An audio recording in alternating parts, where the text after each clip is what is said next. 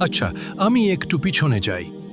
যদি আমি তোমাকে আমার চশমা দিই আর সেটা যদি কমলা রঙের কাচের হয়, আমি যদি বলি ওই সাদা বরফটা দেখো, তুমি সেটা কি রঙের দেখবে?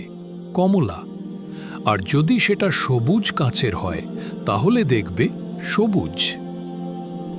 মানে তুমি দুনিয়াকে দেখো সেই মাধ্যমের সীমাবদ্ধতা অনুযায়ী, যেটার ভেতর দিয়ে তুমি তাকাও। তোমার চোখ কি সীমাহীন নাকি সীমিত? সীমিত। তাই তুমি শুধু দৃশ্যমান আলোর সীমার মধ্যেই দেখতে পাও, তাই না? শয়তান আর তার অনুসারীরা আছে। তারা তোমাকে দেখে এমন দিক থেকে যেখান থেকে তুমি তাদের দেখতে পারো না। তুমি এখন দুনিয়ার চ্যানেলে যুক্ত আছো। যখন তুমি মারা যাবে, তখন ফ্রিকোয়েন্সি বদলাবে, তুমি যুক্ত হবে বারজাকের চ্যানেলে। কি বদলায়? অনেকে ভুল বোঝে। তারা ভাবে আসলে কি নেয়া হয়, কি চলে যায়।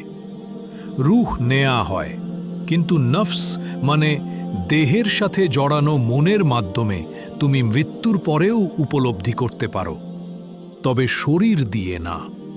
যেমন বলা হয়, মৃত মানুষ বলে, আমাকে কোথায় নিয়ে যাচ্ছ?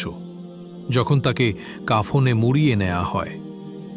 সে দেখে, তবে সেটা দুনিয়ার দেখা মতো নয়। কিছু বদলায়, ফ্রিকোয়েন্সি বদলে যায়। তখন সে তোমাকে এমনভাবে দেখে যেভাবে তুমি তাকে দেখতে পারো না। কিছু পরিবর্তন হয়, কিন্তু দেখাশোনা তখনও থাকে। এ কারণেই আল্লাহ বলেন, ইন্না কালাকুনা আল ইনসানা মিন নুতফাতিন আমশাজিন নাবতালিহি ফাজাল্লাহু সামিআন বাসীরা।